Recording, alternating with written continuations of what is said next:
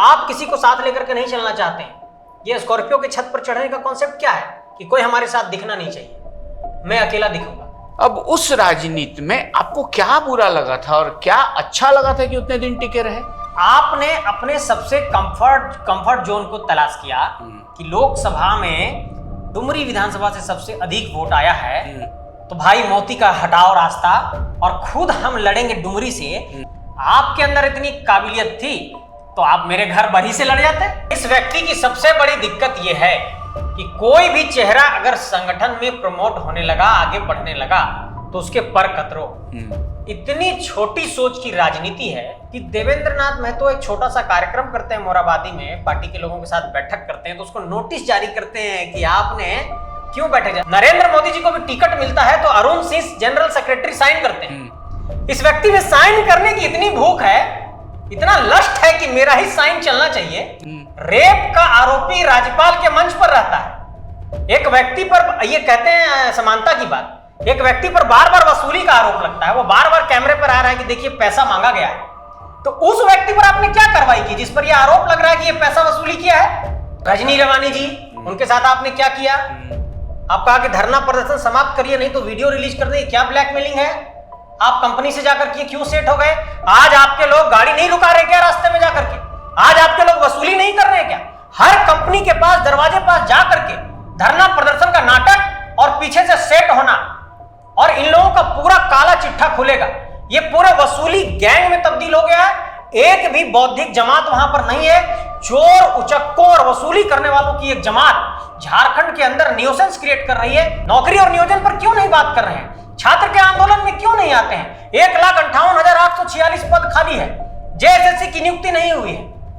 पूरा अगर काला चिट्ठा खोला जाए तो मैं कहता हूं कि बहुत बड़े बड़े सबूत सामने आएंगे। मैं बोलना नहीं चाहता, लेकिन इन लोगों ने मुझे मजबूर किया है। मतलब वसूली गैंग है जेल के, अब क्या कहना चाहते हैं? चोर, उचक्कों, उदंडों और वसूली गैंग का, सिंडिकेट का आप कह सकते हैं सरगना।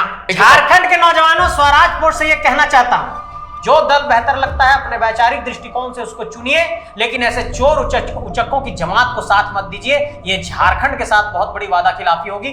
आपसे व्यक्तिगत तौर पर मेरी कोई दुश्मनी नहीं। आप मेरे पास आएंगे, गले लगाऊंगा। आप आएंगे, आपको खाना खिलाऊंगा। आप आएंगे, आपको चाय पिलाऊंगा।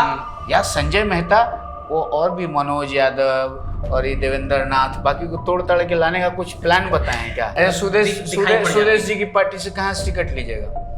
क्या सफलता का मापदंड सिर्फ यही है कि आप सांसद और विधायक बन जाइए? संजय रिजवान की तरह छोड़ के जेएमएम में जाते तो बॉडीगार्ड मिलता है, डिफेंडर खरीदा जाता, तो आप इधर का है यार? संजय मेहता जो है सो पैसा के लालच में चला। संजय मेहता बहुत लालची है। संजय मेहता पैसा का भूखा है। संजय मेहता करप्ट है। तो संजय मेहता अगर करप्ट है, पैसा का भूखा है, लालची है, तो सत्ता का स्वाद लेने के लिए जाएगा। जेएमएम सिर्फ परिवार की पार्टी बनकर रह गई। सीता सोरेन, बसंत सोरेन, हेमंत सोरेन, कल्पना सोरेन, ठीक है। मेरा कहना यह है सुदेश महतो, चंद्रप्रकाश चौधरी, सुनीता चौधरी, ससुर जी, तो बड़का मौसा को केलक जगह फूल दिला के भेजवा दिए आप लोग बड़का गांव। तभी एक वीडियो देख रहा हूँ, कह रहे हैं मुकदमा करेगा उसके ऊपर, गलत पार्टी है, जाओ हाई कोर्ट जाओ। अगर चचा गए हैं तो वो स्टैंड ही नहीं कर पाएगा। क्या लगता है कि Ashu will come back? Jairam Mahato की एक तस्वीर आई है कि उनका पाँव टूट गया और वो हॉस्पिटल में, मतलब रेल टेका में नहीं जाएंगे, प्लास्टर हो गया। हो सकता है खटिया लेकर के भी जा सकते हैं।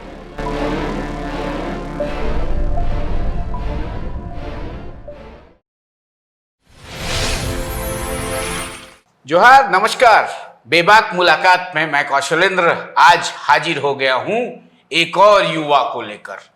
इस युवा की चर्चा आपने हमारे शोज में बहुत सुनी होगी। जो भी गेस्ट आते हैं उनके मुखार बिंदु से एक नाम आता है, संजय मेहता। संजय मेहता कौन है भाई? संजय मेहता। संजय मेहता की चर्चा इतनी क्यों हो रही है? चर्चा उसी की होती है जिसमें कुछ खासियत होती है। अब संजय मेहता में खासियत है, नहीं है? संजय मेहता क्यों आजसू के युवा चेहरे बने हुए हैं? जी हाँ, संजय मेहता फिलहाल आजसू के महासचिव हैं। संजय मेहता हमारे स्टूडियो में हैं। संजय मेहता से ही हम आज बेबाक बातें करेंगे, सभी मुद्दों पर खुलकर। संजय जी, स्वागत है आपका। जोहार स्वराज पोस्ट के तमाम दर्शकों को। संजय मेहता है कौन? साधारण सा एक झारखंडी नौजवान जो गांव की गलियों से निकला और झारखंड को समझने की, जानने की कोशिश कर रहा है। यही छोटा सा परिचय है। संजय मेहता जयराम महतो का शत्रु कैसे हो गया? संजय मेहता किसी व्यक्ति का शत्रु नहीं है। संजय मेहता वैचारिक तौर पर जब कोई मतभिन्नता होती है, जब वैचारिक तौर पर एकरूपता नहीं बन पाती है, तो आपको राह अलग करना पड़ता है। तो आप कह सकते हैं कि वैचारिक मतभिन्नता के कारण हम अलग हैं। व्यक्तिगत तौर पर मेरी कोई शत्रुता किसी से नहीं है। संजय मेहता अति महत्वाकांक्षी है। कैसे? ये आरोप है। आरोप है तो स्वराज पोस्ट के दर्शकों को बताना चाहता हूँ, अगर संजय मेहता अति महत्वाकांक्षी होता तो संजय मेहता संगठन में लड़ करके और कहता कि ये हक हमको चाहिए, हम ले करके रहेंगे। संजय मेहता ने एक इस्तीफा लिखा और संगठन से अलग हो गया। और जो अति महत्वाकांक्षी लोग थे उन लोगों ने ब्लैकमेलिंग करके कहा कि अगर टिकट नहीं देंगे तो वीडियो रिलीज हो जाएगा। तो अति महत्वाकांक्षी कौन हुआ? जो आपके साथ, आपके आसपास हैं, जिन लोगों ने आपको वीडियो रिलीज करने की धमकी दी और जिन्हें आप फिर टिकट दिए और लड़ाए। हमने कोई ब्लैकमेलिंग नहीं की, हमने अपने स्वाभिमान पर टिके रहने के साथ इस्तीफा लिखा और अलग हो गए। तो अति महत्वाकांक्षी संजय मेहता कैसे हुआ? दर्शकों, इन बातों को सिर्फ स्टार्टिंग रिपल समझिएगा। मैं जानबूझकर संजय मेहता से कड़वे सवाल पूछ रहा था, लेकिन संजय मेहता के जवाब देने का अंदाज आपको भली भांति लग गया होगा कि एक पढ़े लिखे नवयुवक से मैं साक्षात्कार ले रहा हूं। जी हाँ, जेन जी के साथ प्रॉब्लम क्या है? जेन जी उबलती है, बहुत जल्दी उबाल आता है और मर्यादाएं लांघ जाते हैं।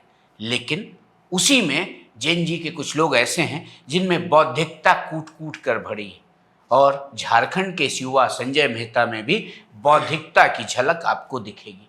अब यही सवाल मैं संजय मेहता से करूंगा। संजय मेहता बौद्धिक थे तो फिर ये राजनीतिक पचड़े में कहाँ से पड़ गए? राजनीति कौन कहता है पछड़ा है? लोहिया यहीं से निकले, कर्पूरी यहीं से निकले, गुरुजी यहीं से निकले, विनोद बाबू यहीं से निकले, निर्मल बाबू यहीं से निकले, अंबेडकर राजनीति की उपज है। मेरा कहना है कि राजनीति पछड़ा नहीं है। राजनीति तो समाज निर्माण का एक माध्यम है और हम चाहते हैं कि इस दौर से भी कोई निकले, कोई लोहिया, कर्पूरी, जेपी निकले। तो इस देश में तो राजनीतिक तौर पर चर्चाएं, परिचर्चाएं होती रहनी चाहिए, एक डिस्कोर्स पैदा होना चाहिए। और हम लोगों ने झारखंड और झारखंडियत का एक डिस्कोर्स पैदा किया है और पूरे तरीके से नेशनली, जो आप कह सकते हैं कि अनकवर्ड था, एक बहुत बड़ा डिस्क्रिमिनेशन यहाँ के लोग सहते थे और सह रहे हैं। और झारखंड जिस तरीके से राष्ट्रीय परिप्रेक्ष्य में चर्चाओं में गायब रहा है, उसको एक आवाज़ तो हम लोगों ने देने की कोशिश की है। तो इसलिए राजनीति में अपने जीवन में उसको पछड़ा नहीं मानता हूँ, मैं इसको अपना एक अखाड़ा मानता हूँ और वैचारिक तौर पर यहाँ पर मैं एक लड़ाई लड़ रहा हूँ। तो फिर ये अखाड़ा आपका बदल क्यों जाता है? एक अखाड़ा शुरू हुआ, आप जेबी केसेस जेल के हम के अखाड़े में थे, वहां के भी एक अच्छे पहलवान थे, मैदान में भी उतरते थे, फिर अखाड़ा चेंज काहे हो जाता है? देखिए, झारखंड किसने बनाया? अगर आप देखेंगे, झारखंडियों ने बनाया, हर कोई दावा करता है। तो आंसू की उसमें भूमिका रही, और आंसू की जब भूमिका रही तो आंसू के जब इतिहास को आप देखेंगे तो एक बड़ा व्यापक इतिहास आपको दिखाई पड़ेगा 22 जून 1986 के बाद से। और चाहे वो निर्मल बाबू हों, चाहे सुदेश महतो हों, चाहे वो तमाम आंसू के आंदोलनकारी हों, मैं वैचारिक तौर पर झारखंड और झारखंडियत की विचारधारा को आगे लेकर के बढ़ रहा था, जो वसूली और ब्लैकमेलिंग में बदल गया। तो मुझे कोई रास्ता, मतलब आप खुल के बताएं, आपने जयराम महतो की पार्टी जेल कैंप को विचारधाराओं के क्लैश के चलते छोड़ा? सबसे पहली बात तो ये समझने की जरूरत है कि मैं झारखंडी भाषा खतियान संघर्ष समिति में था, JLK में मैं नहीं था। मेरा चुनाव चिन्ह लोकसभा के दौरान हेलमेट छाप था। उस समय मिला ही नहीं था आपको? उस वक्त पार्टी रजिस्टर्ड ही नहीं हुई थी, तो मैं अधिकृत पार्टी में था नहीं। पहली बात ये बताना चाहता हूँ। दूसरी बात कि जो संगठन था वो सामूहिक तौर पर बनाया था। जब झारखंडियों ने पसीना लगाया, झारखंडियों ने पैसा लगाया, पूरे झारखंड के लोगों ने 1-1 रुपया देकर के मदद की, झारखंडियों का संगठन था, तो ये व्यक्तिवाद और अहंकार में कैसे बदल गया?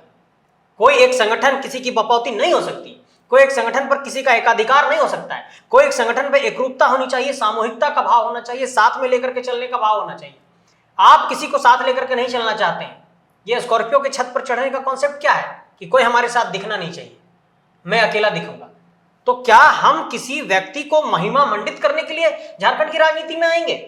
हमें झारखंड और झारखंड के 4.25 करोड़ की आबादी की चिंता करनी है, ना किसी एक व्यक्ति की। पब्लिक ने उनका साथ दिया ना, पब्लिक ने आपका साथ क्यों नहीं दिया?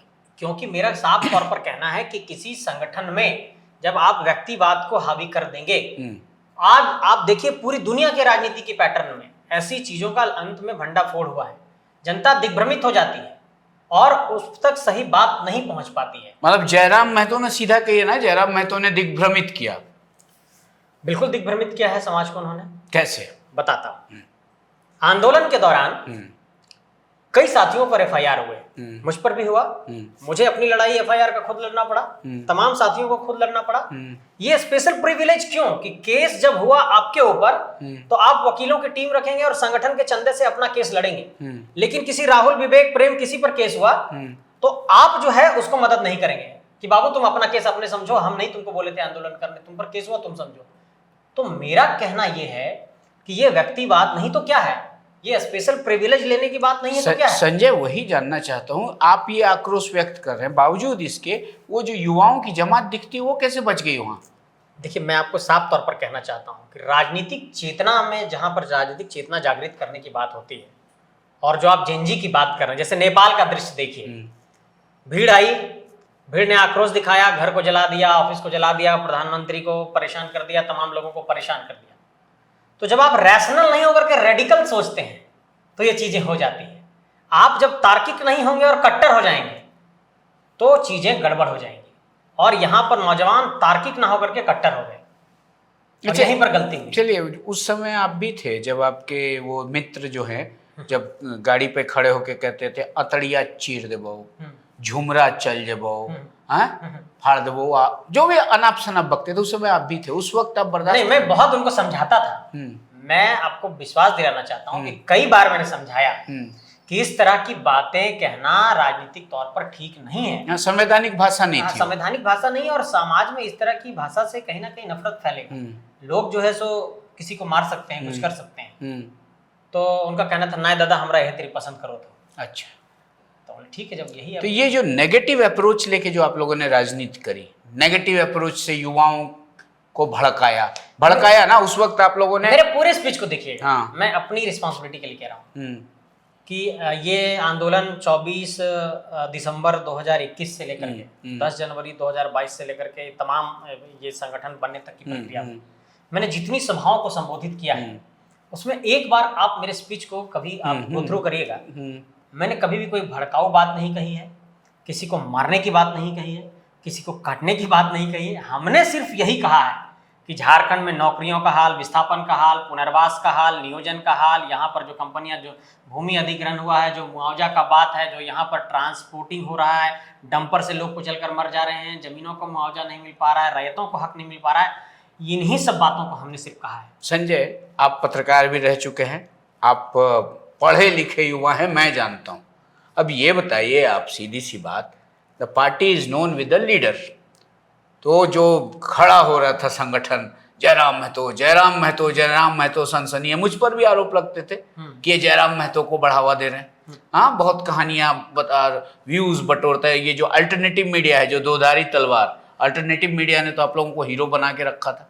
आप लोग पहले शुरुआती दौर में जो प्रिंट मीडिया है उसको भी आप लोग गालियां देते थे, वो भी प्रमाण है मेरे पास। मैंने कभी गाली नहीं, आपके नेता देते थे ना, ये लोग छापता नहीं है, ये नहीं करता है, वो नहीं करता है, हम लोग को जगह नहीं देता है, और सिर्फ रील बनते थे। लेकिन जब रियल पॉलिटिक्स शुरू हुई, ठीक है, जनता ने प्रतिशत दे दिया आपको, उस दल को, जहां आप अभी नहीं है, 14% तो वोट आ गए, और एक पार्टी विशेष के खिलाफ आपने एक एटमॉस्फेयर खड़ा किया। वो पार्टी थी आजसू। 25 साल की उम्र में सुदेश महतो पहली दफा विधायक बने थे, जानकारी है आपको? जयराम महतो सबसे युवा नहीं है, ये 29 साल में बने, और सुदेश महतो ने शुरुआत की अकेले, धीरे धीरे कारवां बढ़ा, और सुदेश महतो ने एक गंभीरता, राजनीतिक गंभीरता को पकड़ा। ठीक है, सुदेश महतो ने कभी दावा नहीं किया कि मैं I am highly qualified and this that. Sudesh Mahto उस समय इंटर पास थे, आपको पता नहीं होगा, जब वो विधायक बने थे। बाद में उन्होंने अपनी पढ़ाई भी पूरी की, और आज एक रिकॉग्निशन है ना, मतलब नेशनल लेवल पे सुदेश महतो का एक रिकॉग्निशन है। बिल्कुल है। रिकॉग्निशन मतलब वो हुड़दंगी वाला तो रिकॉग्निशन नहीं है, लेकिन एक जो नेगेटिव एस्पेक्ट खड़ा किया था उस समय, आप भी उसमें थे, एक माहौल बना था कि अरे मौसवा और भतीजवा मिलके मौसा मौसी पार्टी बना के सब लूट ले को। तो वो जो माहौल, नेगेटिव माहौल, उसी का नतीजा हुआ चुनाव में, वही हुआ ना। और जयराम महतो को 14%, हालांकि वो जीते नहीं, जीते अकेले, सब जगह हरवाने, मतलब क्या था उसको कहते हैं नकारात्मक पोलिंग का नतीजा हुआ। अब उस राजनीति में आपको क्या बुरा लगा था और क्या अच्छा लगा था कि उतने दिन टिके रहे, और क्या बुरा लगा कि आखिरकार आपको लगा ना अब नहीं हो सकता? एक एक करके मैं जवाब देता हूं। जी। राजनीति में जब आप संघर्ष कर रहे होते हैं और एक ऐसे प्लेटफॉर्म से जहां पर आपके पास कोई पॉलिटिकल लीगेसी नहीं है, जहां पर आप नेपोटिज्म को रिप्रेजेंट नहीं कर रहे हैं, जहां पर आपके बाप दादा एमपी एमएलए नहीं है, और जहां पर आप खुद से संगठन को बनाकर आगे बढ़ने की एक कोशिश कर रहे हैं, ऐसे में सबसे बड़ा सवाल ये खड़ा होता है कि तैयारियों को लेकर के आपको संजीदा रहना होगा। जब मैं लोकसभा का चुनाव लड़ रहा था, मुझे लगभग 19-20 दिन का समय दिया गया चुनाव लड़ने के लिए, और खुद 3 महीने पहले अनाउंस कर लिए कि मैं यहां से लड़ूंगा। तो मेरा कहना है कि आप अपने लिए कंफर्ट जोन की तलाश करते हैं कि मुझे लड़ना है भाई गिरिडीह, तो हम 3 महीना 4 महीने पहले अनाउंस कर दिए कि गिरिडीह हम लड़ेंगे। लेकिन अगर संजय मेहता को हजारीबाग लड़ना है तो ये फैसला संगठन में 20 दिन पहले होगा, 21 दिन पहले होगा, ताकि हमको समय कम मिले। मैं आपके चुनाव प्रचार में पूरा गया, गली गली घूमा कि मेरे भाई को 2 वोट, और आप क्या किए कि हमारे चुनाव प्रचार में एक दिन आए, नॉमिनेशन में आए, और उसके बाद जो गायब हुए, एक वीडियो संदेश तक जारी नहीं किया। हम बोले बहुत रिक्वेस्ट करके, हम गए रास्ता में, तो भाई ने एक वीडियो संदेश रिलीज किया। मेरा कहना यह है कि जब विधानसभा का समय आ रहा था तो हमने कहा कि विधानसभा में ये गलती मत करो जो लोकसभा में किया कि भाई 15 दिन 20 दिन समय दे रहे हो चुनाव लड़ने के लिए, पहले से डिसाइड करिए ना दादा हमारे नाम पर सब हो तो कोई सब पहले फैसला ना हो तो सब लास्ट में होगा, अभी बातचीत चल रहा है ऐसे वैसे तो मांगो अली मांडू सीट एस न दिल को तोरा बिल्कुल मांडू विधानसभा सीट लड़े की मांग के लिए, लोकसभा हड़ला के बाद भी मांडू मांगो अली। इसको तार्किक तौर पर समझने की जरूरत है। लोकसभा अगर हम हजारीबाग से लड़ रहे हैं और मैं हुसैनाबाद और पलामू और पांकी इस सब क्षेत्र से अनभिज्ञ हूँ, मैं वहां कभी गया नहीं, और आप अचानक से कह देंगे कि आप हुसैनाबाद जाइए या पांकी से लड़िए, आपने अपने सबसे कंफर्ट जोन को तलाश किया कि लोकसभा में डुमरी विधानसभा से सबसे अधिक वोट आया है, तो भाई मोती का हटाओ रास्ता और खुद हम लड़ेंगे डुमरी से, क्योंकि ये पार्टी का कंडीशन यहाँ पर बढ़िया है, यहाँ पर मेरे लिए कंफर्ट जोन है। आपके अंदर इतनी काबिलियत थी तो आप मेरे घर बरही से लड़ जाते, आते आप बरही लड़ने के लिए।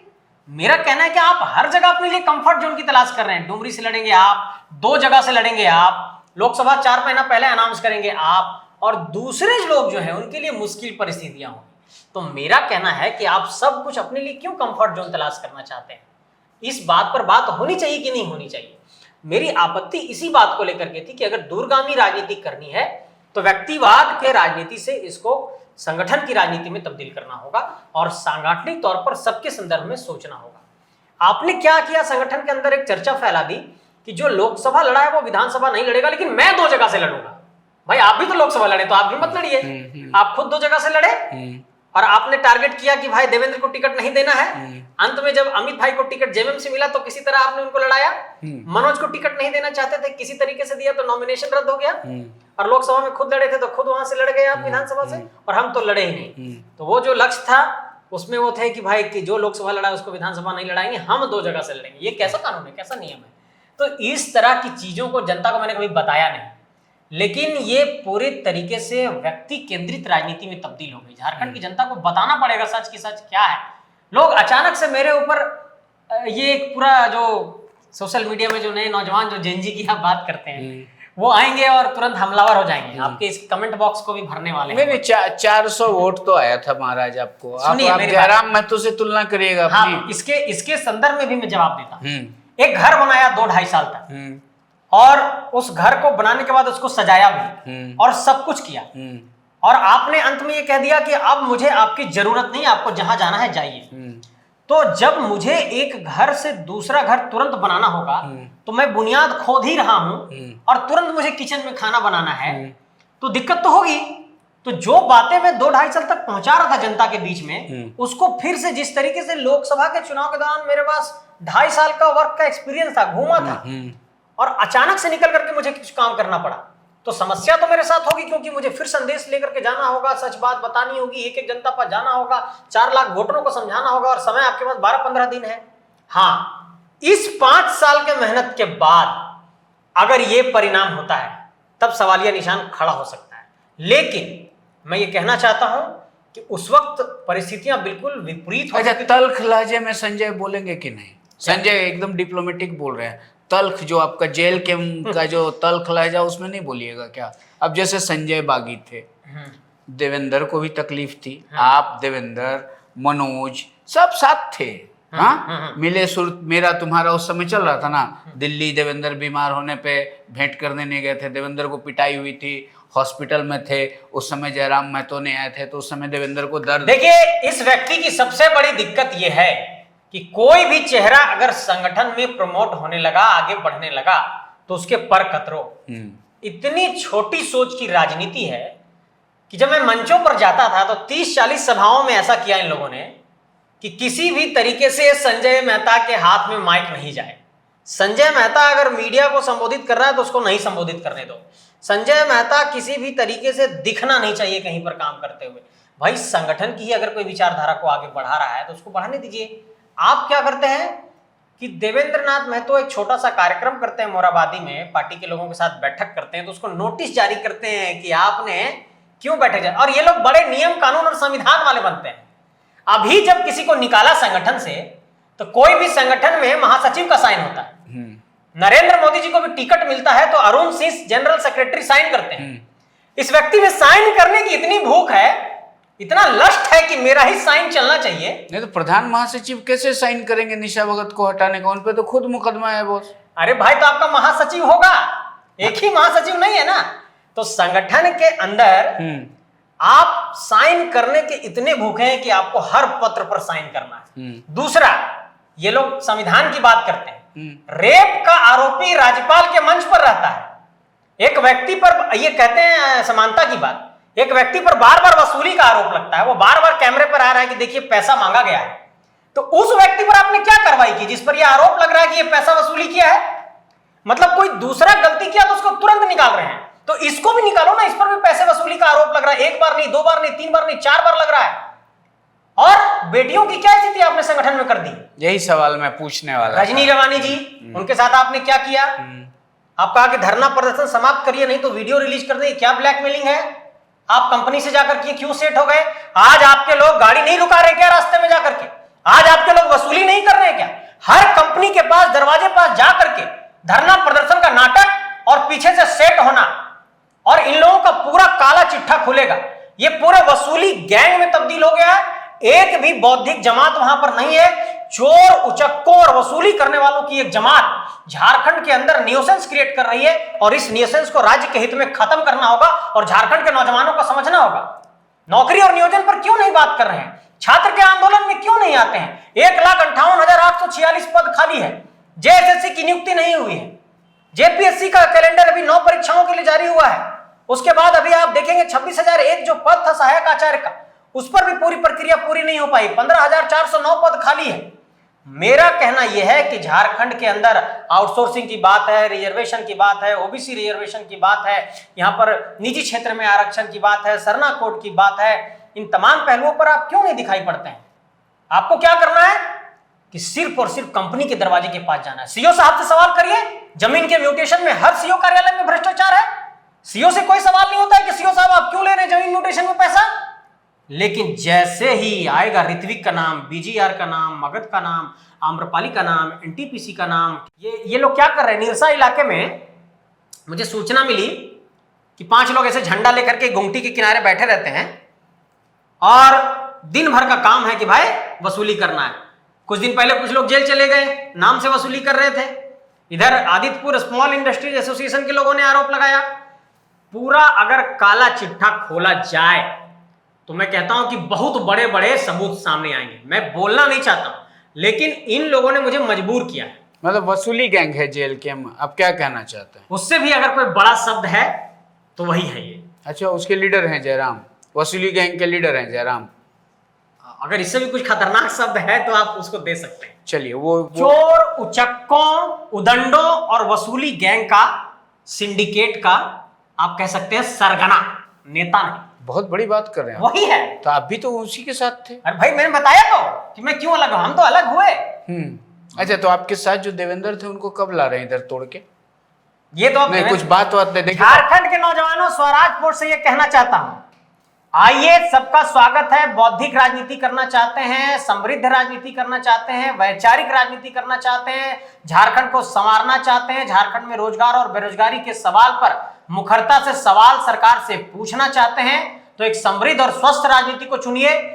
जो दल बेहतर लगता है अपने वैचारिक दृष्टिकोण से उसको चुनिए, लेकिन ऐसे चोर उचक्कों की जमात को साथ मत दीजिए। ये झारखंड के साथ बहुत बड़ी वादा खिलाफी होगी। आप नौजवानों से कहना चाहते हैं। रामदास सोरेन के क्रियाक्रम में गए थे तो वहाँ देवेंद्र के कान में क्या बतिया रहे थे आप?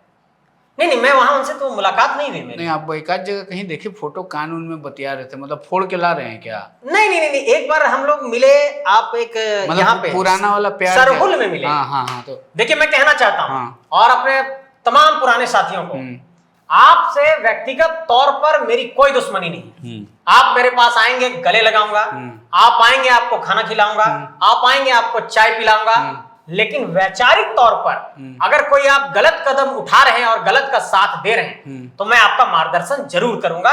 ये मैं कहना चाहता हूँ। जादूगरी कहीं सीखे थे क्या?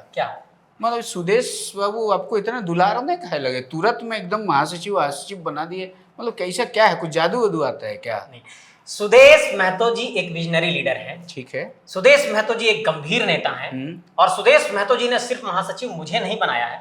सुदेश महतो जी के संगठन में आजसू पार्टी में कई लोग महासचिव हैं। आजसू 22 जून 1986 के बनने के बाद से लेकर के 2005 में जब ये पार्टी का स्वरूप धारण किया, तब से लेकर सांगठनिक तौर पर अपने पदाधिकारियों का मनोनयन और उनको चयन करना, उनको जिम्मेवारी देना, दायित्व देना, ये एक संगठन की प्रक्रिया है। मैंने संगठन में सदस्यता ली तो पहले दिन मुझे कुछ नहीं मिला। मुझे 6 महीना कम से कम प्रोबेशन पीरियड में रहना पड़ा। मैं सीखा, संगठन का कामकाज सीखा। प्रोबेशन पीरियड में आप बैठ गए महाधिवेशन में मंच पर, उसी के चलते बहुत लोग आजसू छोड़ के भाग गया। नहीं, कोई आजसू नहीं छोड़े हैं। वैचारिक आप कैसे बैठ गए मंच में बगल में? नहीं, हम दुलार था? नहीं, दुलार नहीं था। उस वक्त हम लोग कुछ फैक्ट और डेटा पे डिस्कस कर रहे थे और फोटो आ गई थी गलती से। कुछ मिनट्स के लिए हम बैठे थे। अच्छा। मैं उस दिन उनके साथ मंच पर नहीं था, मैं किनारे था और मैं समझता हूँ संगठन की मर्यादा और वहाँ के प्रोटोकॉल को। सांसद महोदय जी बैठे थे जो पार्टी के सीनियर वाइस प्रेसिडेंट हैं, और उसके बाद मैं कुछ डिस्कस कर रहा था तो मीडिया वालों ने फोटो ले लिया और वो फोटो फिर जानते ही हम लोग और पैनी नजर। चलिए छोड़ो कल की बातें, फिर हम लोग जयराम बात करेगा तो लोग बोलेगा कि लोग उसके अलावा कोई डिस्कशन है नहीं। आप आजसू में आ गए जी। आजसू में अभी स्वीकार तो आप करेंगे ही, राजनीतिक टर्मोइल तो आ ही गया थोड़ा बहुत, जिस तरह से ग्रोथ था। इस टर्मोइल से दल निकलने की कुछ योजना तो बना रही होगी। देखिए, हम लोग झारखंड के 32,623 गांवों तक जाने की तैयारी कर रहे हैं और झारखंड के 38 शहरी नगर निकाय के क्षेत्र में हम लोग हर वार्ड तक जाएंगे, जन मुद्दों की पहचान करेंगे और झारखंड के जो जन मुद्दे हैं, जैसे अगर संथाल का अगर अलग हमको मुद्दा समझ में आता है, अगर हमको उत्तरी छोटा नागपुर का अलग आता है, दक्षिणी का अलग आता है, पलामू का अलग हमको समझ आता है, कुल्हान का अलग, तो प्रमंडल वाइज भी हम लोग तैयारी करेंगे। लेकिन फिलहाल जो मूल विषय है झारखंड के, जमीन अधिग्रहण, विस्थापन, नियोजन और रोजगार, इन सवालों पर हम लोग मुखरता से झारखंड सरकार से सवाल करने जा रहे हैं। आज ही हम लोगों ने सरकार से सवाल किया है कि जब झारखंड के अंदर 5,33,737 पद 2022-23 में सृजित तौर पर था, तो ये पद 3,26,049 घटकर कैसे हो गया? और ये पद संजय भाई सब तो पॉलिटिकल बात नहीं, ये कैसे घटा पद? चल सरकार से सवाल करेंगे। इस पे हम लोग सरकार से सवाल करेंगे। हम आपसे ये सवाल कर रहे हैं, आपको जो अभी अहम तौर पे एक युवा चेहरे के तौर पर सुदेश जी, हम प्रोजेक्ट करेंगे नहीं बोलेंगे, मतलब साथ में लेके चल रहे हैं, क्या दिखा सुदेश मेहतो को संजय मेहता में? संजय मेहता जयराम से बागी थे, ये वजह थी कि संजय मेहता की बौद्धिकता उनको पसंद आई, या संजय मेहता वो और भी मनोज यादव और ये देवेंद्र नाथ बाकी को तोड़ तड़ के लाने का कुछ प्लान बताएं क्या? देखिए, सबसे पहली बात कि वैचारिक तौर पर जिसको जहां पसंद आएगा वो वहां जाएंगे। मैं तोड़ फोड़ की राजनीति, इन सब राजनीति पे मैं नहीं पढ़ता। जहां तक सुदेश महतो जी की बात है, मैं संगठन का एक साधारण कार्यकर्ता हूं, साधारण सदस्य हूं। केंद्रीय अध्यक्ष जो दायित्व देंगे उन दायित्वों का निर्वहन करूंगा और इन दायित्वों के निर्वहन में ऐसा संयोग बन जाता है कि जहाँ केंद्रीय अध्यक्ष जाते हैं तो वहाँ कभी भी मुझे जाना पड़ता है। ऐसा नहीं है कि मैं स्वतंत्र तौर पर काम नहीं कर रहा हूँ, मैं स्वतंत्र तौर पर अपने इलाके में भी जाकर के काम कर रहा हूँ। अभी कुछ दिनों पहले चौपारण में हम लोगों ने संगठन की कमेटियां बनाई है, तो ये चीजें हो सकता है कि सुदेश जी की पार्टी से कहाँ से टिकट लीजिएगा? जयराम महतो मांडूस ने दिया था तब छोड़ दिया जेल की हम। तो आप सुदेश महतो, मुझे बताइए आप, हाँ, कि क्या स्वराज पोस्ट के दर्शक इस बात से इत्तेफाक रखते हैं कि राजनीति में क्या सफलता का मापदंड सिर्फ यही है कि आप सांसद और विधायक बन जाइए? नहीं तो ये आप बताएंगे ना। नहीं, मेरा मानना है कि वैचारिक तौर पर जब आप किसी विचारधारा को आगे लेकर के बढ़ रहे हैं, और मेरी विचारधारा झारखंड और झारखंडियत की है, झारखंडी स्वाभिमान की है, झारखंडी माटी को बचाने की है और इसको वैचारिक तौर पर समृद्ध करने की है, तो मैं साफ तौर पर यह स्पष्ट करना चाहता हूं कि मैं संगठन की सेवा करूंगा। संगठन को अगर लगेगा कि इस व्यक्ति में काबिलियत है तो मैं उस तरह के चुनाव में जाना पसंद करूंगा। अगर संगठन को लगता है कि इस व्यक्ति में काबिलियत नहीं भी अभी और इसको संघर्ष करने की जरूरत है तो मैं संघर्ष का रास्ता अपनाऊंगा। लेकिन मैं ये मानता हूं कि सिर्फ चुनावी राजनीति सफलता का मापदंड नहीं। संजय रिजवान की तरह छोड़ के जेएमएम में जाते तो बॉडीगार्ड मिलता है, डिफेंडर खरीदा जाता था, आप इधर का है? अच्छा हाँ, यही मतलब डूबे हुए जहाज में काहे चढ़े, हमको समझ में नहीं आया। इस सवाल का जवाब कई लोग जानना चाहते हैं और कई लोग कहते हैं कि संजय मेहता जो है सो पैसा के लालच में चला गया। संजय मेहता बहुत लालची है, संजय मेहता पैसा का भूखा है, संजय मेहता करप्ट है। तो संजय मेहता अगर करप्ट है, पैसा का भूखा है, लालची है, तो सत्ता का स्वाद लेने के लिए जाएगा और सरकार की तरफ जाएगा।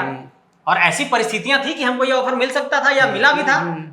तो मेरा कहना यह है कि अगर हमने संघर्ष का ही रास्ता चुना है तो ये बात आप किस आधार पर कह रहे हैं? तो हमने संघर्ष का रास्ता इसलिए चुना है कि झारखंड के अंदर जो राजनीतिक दल की बात की जाती है तो सुदेश कुमार महतो एकमात्र ऐसे स्वतंत्र नेता हैं जो पॉलिटिकल लीगेसी से संबंध नहीं रखते हैं, जिन्होंने पारिवारिक पार्टी है। मेरी बात सुनिए, हाँ, सुदेश महतो जी का जो नेतृत्व का अंकुरन है वो किसी परिवार से नहीं हुआ है। सुदेश महतो जी का राजनीतिक अंकुरन झारखंड आंदोलन से हुआ है। ठीक है, एक ऐसे दौर में जब कई लोग झारखंड के अंदर पॉलिटिकल पार्टी नहीं चला पाए तो विपरीत परिस्थितियों में वो पार्टी चला रहे हैं। वो एक ऐसे नेता हैं जिन्होंने झारखंड को संभाला है, झारखंड को डिप्टी चीफ मिनिस्टर के तौर पर अपनी सेवा दी है और अपने काम से उन्होंने साबित किया है। मुझे ऐसा प्रतीत होता है कि एक ऐसा प्रतिभाशाली नेता अगर झारखंड के अंदर है जिनके अंदर अभी 20-30 साल की राजनीति बची हुई है, तो ऐसी राजनीति को खड़ा करने की जरूरत है, समृद्ध करने की जरूरत है, मजबूत करने की जरूरत है, क्योंकि झारखंड मुक्ति मोर्चा की राजनीति। सुदेश जी जेनेक्स के हैं ना? हाँ, वो जेनेक्स के हैं, मतलब हम लोग वाले ग्रुप में है, आप जेन जी हैं। तो जेनेक्स और जेन जी का जो ये निकटता है, ये क्या है? अभी बहुत देखिए, ये दो दौर का समन्वय कह सकते हैं। ठीक है, देखिए अलग अलग दौर में देखिए आदरणीय सुदेश महतो जी का अनुभव अलग है। मैं कुछ दिनों पहले उनसे बात कर रहा था, वो कह रहे थे कि चावल और आलू गठरी में बांध करके ले जाते थे और नदी के किनारे किसी तरीके से जमा करते थे, झूरी काठी चूल्हा बनाते थे और मीटिंग करने के बाद फिर हम लोग वहीं पर खाना पका के खाते थे और एक यामाहा RX 100 रहता था, फिर उससे मीटिंग करने के लिए निकल जाते थे और फिर कहीं फुटबॉल मैच रहता तो खेलते थे और इसी तरह 4-5 दिन गायब रहते थे।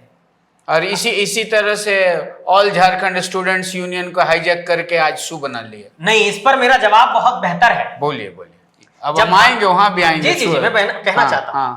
आप कह रहे हैं कि all Jharkhand student union AJSU party में तब्दील हो गया। आजसू संगठन बना झारखंड निर्माण के लिए और झारखंड निर्माण का जब उद्देश्य पूरा हो गया तो ये संगठन शिथिल पड़ गया। कोई भी संगठन का जब आप निर्माण करते हैं और जब उद्देश्य की पूर्ति हो जाती है तो आप एक अगले उद्देश्य की तरफ जाते हैं।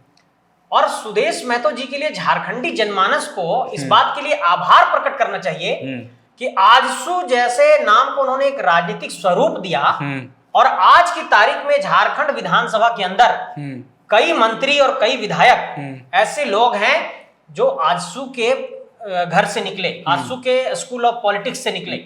तो नेतृत्वकर्ताओं की एक फौज तो तैयार हुई ही और खतियानी झारखंडियों को एक राजनीतिक मंच मिला और आज जेएमएम सिर्फ परिवार की पार्टी बनकर रह गई। सीता सोरेन, बसंत सोरेन, हेमंत सोरेन, कल्पना सोरेन। ठीक है, मेरा कहना यह है सुदेश महतो, चंद्र प्रकाश चौधरी, सुनीता चौधरी, ससुर जी, हाँ, मैं इसका जवाब देता हूँ। एक ठो सलाहकार हुआ करते थे, आजकल बहुत फेसबुक पर दे रहे हैं, क्या यार परिवार चाटुकार क्या क्या उस टाइप का एक सलाहकार थे। पहले सुदेश महतो के पर्यायवाची हुआ करते थे, खुल के बता रहा हूँ, हिमांशु।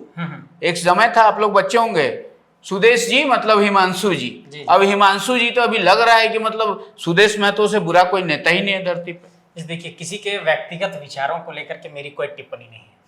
क्या आदरणीय सुदेश महतो जी ने ऐसे किसी पहलू पर कोई बात कही? कभी नहीं। वही आश्चर्य, वही सवाल है मेरा कि सुदेश महतो कभी टीका टिप्पणी क्यों नहीं करते? क्यों जरूरत क्या है इस बात की? अगर किसी को अपना विचार रखना है वो स्वतंत्र है। मेरा साफ तौर पर यह कहना है कि झारखंडियों को एक राजनीतिक मंच आजसू पार्टी के माध्यम से मिला है और इस पार्टी को समृद्ध किए जाने की जरूरत है। आपका कहना था कि पारिवारिक तौर पर इस दल के भी आरोप लगा है कि परिवार के लोग इसमें सम्मिलित हुए। इस बात से मैं इत्तेफाक रखता हूँ कि बिल्कुल ठीक है, मैं मानता हूँ।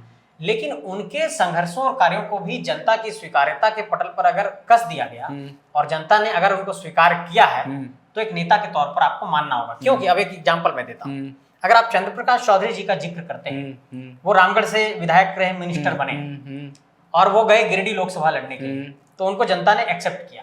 तो मेरा कहना है कि लोकतंत्र में अगर जनता ने उनको स्वीकार कर लिया है तो उनकी नेतृत्व क्षमता को आपको स्वीकार करना पड़ेगा। तो बड़का मौसा को केलक जगह फूल दिला कहे भिजवा दिए आप लोग बड़का गांव? आप उस समय आ गए थे इधर? नहीं, मैं तो नहीं आए थे। काहे भिजवा दिए? देखिए, वो तो अब उन लोगों का निर्णय हो सकता है कि वो किस परिस्थिति में जाकर के वहां पर चुनाव लड़े हैं। इस पर मैं बहुत ज्यादा कुछ नहीं कहना चाहूंगा, लेकिन फिलहाल मैं यही कहना चाहता हूँ कि अगर आप झारखंड के अंदर विधायकों के, नौजवान विधायकों की फौज को आप देखेंगे, जैसे आप विकास मुंडा का जिक्र करिए, नवीन जायसवाल का जिक्र करिए, उमाकांत रजक का जिक्र करिए, योगेंद्र महतो का जिक्र करिए, राधा कृष्ण किशोर का जिक्र करिए, ऐसे आपको कई लोग आपको दिखाई पड़ेंगे। वो देखिए, वो कड़वा सवाल हो जाएगा। आजसू ने तो 56 मैदान में उतार के भाजपा के सारे बागियों को आजसू का नेता बना दिया था। उस पर हम लोग कभी और चर्चा करेंगे। आपके एक तो पुराने चाचा हैं जो कभी आपके पीठ पर भी हाथ फेरते थे। वो पहले बोलते थे जयराम पाटिक का, हम उस तरह के शब्द नहीं बोल सकते, लड़कों की पार्टी, इस तरह का कुछ शब्द इस्तेमाल करते थे। और अभी बोल रहे हैं नहीं, वो तो सुपर स्टार है, हाँ सबका ये। और आप पर वाले चाचा के, हाँ, आज सुपर मुकदमा भी कर रहे हैं। नहीं, उन चाचा का मेरा बहुत सम्मान है, बहुत सम्मान। आपको भी दुलारते थे ना वो बहुत? नहीं, देखिए, वैचारिक तौर पर कुछ भी उनकी अलग राय हो सकती है, मैं उनका सम्मान करता हूँ और बौद्धिक तौर पर वो झारखंड की एक संपत्ति है। और मुझे लगता है कि आपको पता है वो जो अभी मुकदमे की बात कर रहे हैं, वो सुदेश जी के साथ भी आजसू में थे। और सुदेश महतो और प्रवीण प्रभाकर गेस्ट हाउस में सोए रह गए, सर्किट हाउस में। जब तक ये लोग जागे तब तक चचा दूसरा बयान देके खेल, मतलब चचा का बयान बदलते रहता है टाइम टू टाइम। तो चचा मिले थे और आदरणीय सुदेश जी ने उनसे आशीर्वाद भी लिया था, उनको प्रणाम भी किया था। तो अच्छा, हम लोग उनका सम्मान करते हैं। तो अभी एक वीडियो देख रहा हूँ, कह रहे हैं मुकदमा करेगा उसके ऊपर, गलत पार्टी है, जाओ हाई कोर्ट जाओ। वैचारिक तौर पर आप जो है अपनी अलग राय रख सकते हैं। दूसरा कि अगर चचा गए हैं मुकदमा के लिए तो वो स्टैंड ही नहीं कर पाएगा कोर्ट में। चलिए अब अंतिम सवाल ले लेते हैं। इस पे लंबा हम लोग बैठेंगे तो और भी बहुत सारी कहानियां हैं, क्योंकि आप भी पत्रकार हैं और हम भी बुढ़वा पत्रकार हैं, तो ज्यादा कहानी पता होगा। ये क्या लगता है कि AJSU will come back? However, in my every show I am saying that Sudesh Mahto is a phoenix। वो बहुत दफा मैंने देखा, 14 में देखा, 19 में देखा। सुदेश महतो फिनिक्स चिड़िया की भांति फिर से उभर के आते हैं। जब पहली दफा हुआ था, गए सुदेश खत्म, उस वक्त भी मैंने कहा था फिनिक्स चिड़िया फिर निकल के आ, और ये चीज हमेशा हुआ। अभी क्या दिख रहा है? मतलब डेफिनेटली लग रहा है, definitely AJSU will come back और बहुत शानदार वापसी होगी। और आजसू झारखंड के राजनीतिक परिप्रेक्ष्य में 2029 में पहली पंक्ति में होगा। आजसू बहुत सजगता के साथ झारखंडी मुद्दों की लड़ाई लड़ रहा है और इसको आगे बढ़ाएगा। और एक बार स्पष्ट करना चाहता हूं अपने आजसू के कार्यकर्ताओं, आप गांव-गांव जाइए, आप घर-घर जाइए, अपनी विचारधारा को फैलाइए और इस बात की चिंता छोड़ दीजिए कि आजसू का भविष्य क्या होगा। आजसू बहुत बड़े व्यापक पैमाने पर तैयारी कर रहा है और भविष्य में पूरा झारखंड हमारा है, इस बात की आप लोग तैयारी। ये लव जो है ये वो कुश को तो हटा दिए, नया वाले लव, तो यहाँ पे लव कुश का प्यार बरकरार रहेगा।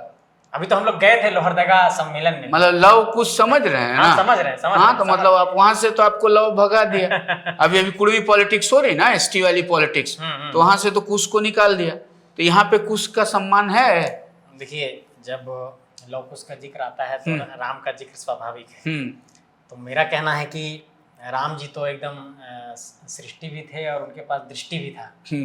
तो जब लव कुश मिलेंगे तो एक नई दृष्टि का तो यहाँ पर उद्भव होगा ही झारखंड में, और झारखंड और झारखंडियत को एक नया आयाम भी हम लोग देंगे। तो निश्चित तौर पर आप मान के अभी जो वो जो लव लोग हैं वो कर रहे हैं रेलगाड़ी रोक देंगे एकदम जब तक दिल्ली नहीं हिलेगा। और इसमें आपके लंबोदर बाबू का भी बयान आ गया और आपके नेताजी का भी बयान आ ही गया। हालांकि चुनाव के समय जब मैं उनका साक्षात्कार ले रहा था, पर्सनली उन्होंने मुझसे कहा था ई वाला बतवा को मत पूछिएगा। हाँ, मतलब वही मैंने कहा ना, कुर्मी एसटी का दर्जा पर आप बोले ये सब अभी पॉलिटिक्स के चुनाव के टाइम में मत पूछिएगा।